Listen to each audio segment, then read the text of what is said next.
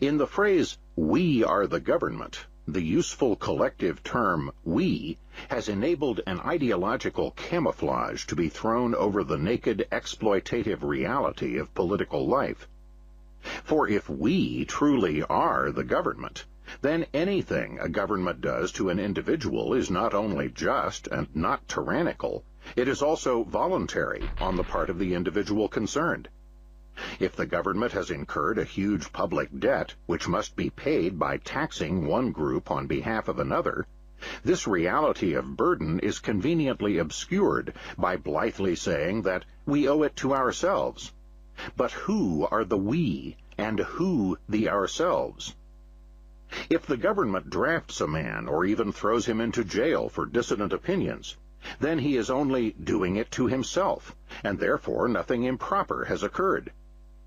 Under this reasoning, then, Jews murdered by the Nazi government were not murdered. They must have committed suicide, since they were the government, which was democratically chosen, and therefore anything the government did to them was only voluntary on their part. But there is no way out of such grotesqueries for those supporters of government who see the state merely as a benevolent and voluntary agent of the public. And so we must conclude that we are not the government. The government is not us. The government does not in any accurate sense represent the majority of the people, but even if it did, even if 90% of the people decided to murder or enslave the other 10%, this would still be murder and slavery, and would not be voluntary suicide or enslavement on the part of the oppressed minority. Crime is crime. Aggression against rights is aggression, no matter how many citizens agree to the oppression. There is nothing sacrosanct about the majority. The lynch mob, too, is the majority in its own domain. But while, as in the lynch mob, the majority can become actively tyrannical and aggressive, the normal and continuing condition of the state is oligarchic rule. Rule by a coercive elite which has managed to gain control of the state machinery. There are two basic reasons for this. One is the inequality and division of labor inherent in the nature of man, which gives rise to an iron law of oligarchy in all of man's activities. And second is the parasitic nature of the state enterprise itself. We have said that the individualist is not an egalitarian. Part of the reason for this is the individualist's insight into the vast diversity and individuality within mankind, a diversity that has the chance to flower and expand as civilization and living standards progress. Individuals differ in ability and in interest, both within and between occupations, and hence in all occupations and walks of life, whether it be steel production or the organization of a bridge club, leadership in the activity will inevitably be assumed by a relative handful of the most able and energetic, while the remaining majority will form themselves into rank-and-file followers. This truth applies to all activities, whether they are beneficial or malevolent, as in criminal organizations. Indeed, the discovery of the iron law of oligarchy was made by the Italian sociologist Robert Michels, who found that the Social Democratic Party of Germany, despite its rhetorical commitment to egalitarianism, was rigidly oligarchical and hierarchical in its actual functioning. A second basic reason for the oligarchic rule of the state is its parasitic nature, the fact that it lives coercively off the production of the citizenry. To be successful to its practitioners, the fruits of parasitic exploitation must be confined to a relative minority. Otherwise, a meaningless plunder of all by all would result in no gains for anyone. Nowhere has the coercive and parasitic nature of the state been more clearly limned than by the great late 19th century German sociologist Franz Oppenheimer. Oppenheimer pointed out that there are two and only two mutually exclusive means for man to obtain wealth.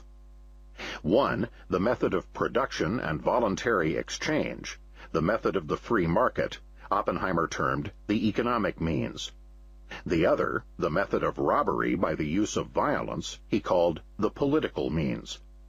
The political means is clearly parasitic, for it requires previous production for the exploiters to confiscate, and it subtracts from instead of adding to the total production in society. Oppenheimer then proceeded to define the state as the organization of the political means, the systematization of the predatory process over a given territorial area. In short, private crime is at best sporadic and uncertain. The parasitism is ephemeral, and the coercive parasitic lifeline can be cut at any time by the resistance of the victims. The state provides a legal, orderly, systematic channel for predation on the property of the producers. It makes certain, secure, and relatively peaceful the lifeline of the parasitic caste in society. The great libertarian writer Albert J. Nock wrote vividly that the state claims and exercises the monopoly of crime. It forbids private murder, but itself organizes murder on a colossal scale. It punishes private theft, but itself lays unscrupulous hands on anything it wants, whether the property of citizen or of alien.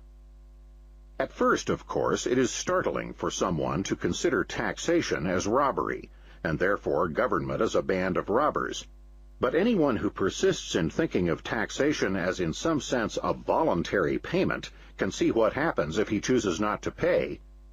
The great economist Joseph Schumpeter, himself by no means a libertarian, wrote that the state has been living on a revenue which was being produced in the private sphere for private purposes, and had to be deflected from these purposes by political force. The theory which construes taxes on the analogy of club dues or of the purchase of the services of, say, a doctor, only proves how far removed this part of the social sciences is from scientific habits of mind. The eminent Viennese legal positivist Hans Kelsen attempted in his treatise, The General Theory of Law and the State, to establish a political theory and justification of the state on a strictly scientific and value-free basis. What happened is that early in the book he came to the crucial sticking point, the pons asinorum of political philosophy. What distinguishes the edicts of the state from the commands of a bandit gang? Kelsen's answer was simply to say that the decrees of the state are valid, and to proceed happily from there, without bothering to define or explain this concept of validity. Indeed, it would be a useful exercise for non-libertarians to ponder this question. How can you define taxation in a way which makes it different from robbery? To the great 19th century individualist anarchist and constitutional lawyer Lysander Spooner, there was no problem in finding the answer. Spooner's analysis of the state as robber group is perhaps the most devastating ever written. It is true that the theory of our Constitution is that all taxes are paid voluntarily, that our government is a mutual insurance company, voluntarily entered into by the people with each other. But this theory of our government is wholly different from the practical fact. The fact is that the government, like a highwayman, says to a man, your money or your life, and many, if not most, taxes are paid under the compulsion of that threat. The government does not, indeed, waylay a man in a lonely place, spring upon him from the roadside, and, holding a pistol to his head, proceed to rifle his pockets. But the robbery is none the less a robbery on that account, and it is far more dastardly and shameful. The highwayman takes solely upon himself the responsibility, danger, and crime of his own act.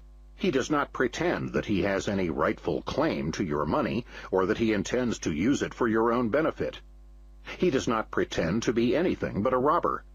He has not acquired impudence enough to profess to be merely a protector, and that he takes men's money against their will merely to enable him to protect those infatuated travelers who feel perfectly able to protect themselves, or do not appreciate his peculiar system of protection. He is too sensible a man to make such professions as these. Furthermore, having taken your money, he leaves you, as you wish him to do. He does not persist in following you on the road against your will, assuming to be your rightful sovereign on account of the protection he affords you. He does not keep protecting you by commanding you to bow down and serve him, by requiring you to do this and forbidding you to do that, by robbing you of more money as often as he finds it for his interest or pleasure to do so, and by branding you as a rebel, a traitor, and an enemy to your country, and shooting you down without mercy if you dispute his authority or resist his demands. He is too much of a gentleman to be guilty of such impostures and insults and villainies as these. In short, he does not, in addition to robbing you, attempt to make you either his dupe or his slave.